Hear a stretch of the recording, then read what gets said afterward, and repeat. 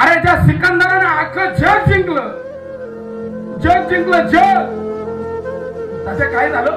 सिकंदरानं जग जिंकलं आणि त्याची रॅली निघाली, भव्य यात्रा त्याची. आणि त्या यात्रेमध्ये सिकंदर हत्तीवर बसला होता. हत्तीवर बसलाय, माग सैन्य, पुढं सैन्य, सगळी लोक सिकंदराला बघायला निघालाय. सिकंदर जसा सिकंदर निघाला ना तात्या, बरोबर गावाच्या मध्यात, राज्याच्या मध्यात आला. आणि आल्याबरोबर एक फकीर, तुटलेले फाटलेले कपडे, तुटलेलं ते त्याचं ते कमंडलू घेऊन तो फकीर त्या सिकंदराच्या पुढे येऊन उभा राहिला. एवढा दृष्टांत जरी तुम्हाला कळाला तर जीवनाचं सोनं झालं तुमच्या. ऐका, एवढं जग जिंकलेला सिकंदर हत्तीवर बसलाय आणि त्या सिकंदराच्या पुढे एक फकीर येऊन उभा राहिला. तो फकीर उभा राहिलाय. जसा फकीर उभा राहिला तसं सैन्य धावत आलं, फकीराला उचलत होते. तेवढ्यात सिकंदरानं पाहिलं आणि जसं सिकंदरानं पाहिलं तसं सिकंदर म्हणला थांबा. फकीर आला याचा अर्थ तो विनाकारण आला नाही, काहीतरी त्याचं काम आहे माझ्याकडे. काय काम आहे? फकीर बोला, काय पाहिजे? काय नाही सिकंदर, रामकृष्ण आहे असं म्हणला का? जो त्याच्याकडे जाऊ. तेव्हा म्हणला काय पाहिजे असं म्हणल्याबरोबर तो फकीर म्हणाला, ऐका ना, तुम्ही खूप मोठे आहात. किती मोठे आहात? तुम्ही जग जिंकलाय. जग नाही तर सगळं जग तुमच्या नावावर झालंय. तुमच्यापेक्षा आता कोणी मोठं नाही. माझं तुमच्याकडे छोटस काम आहे. म्हणले काय आहे? मी एक फकीर आहे, मी एक साधू आहे. थोड्या वेळात मी मरणार आहे. हे माझं मरण मला माहिती आहे. 5 ते 10 मिनिटात माझं मरण आहे. मी संपणार आहे, मी मरणार आहे. असं कोण म्हणतंय? फकीर.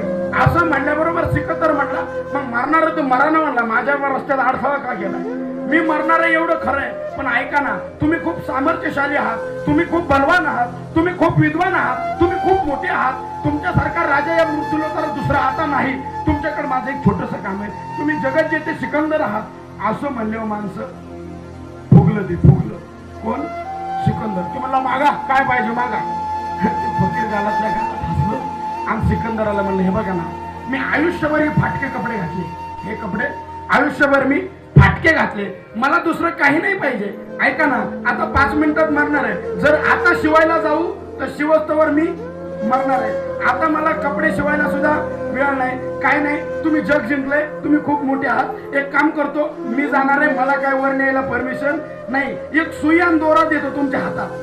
ज्यावेळेस तुम्ही वर येताना हा सुई आणि दोरा, हा सुई आणि दोरा तुम्ही वर घेऊन या. असं कोणाला म्हणला? फकीर सिकंदराला. सिकंदर हा गालातल्या गालात हसला आणि फकीराकडे पाहून तात्या काय म्हणला माहितीये का? चांगला साधू म्हणतो, महात्मा म्हणतो, तुला एवढी अक्कल नाही? तो म्हणला केवढी बरं, तुला एवढी अक्कल नाही? अरे इथं मेल्यावर तू म्हणतो सुईन द्वारा घेऊन ये. अरे सुईच्या टोकावर बसन एवढी माती सुद्धा वर नेता येत नाही आणि तू म्हणतो सुईन द्वारा घेऊन ये.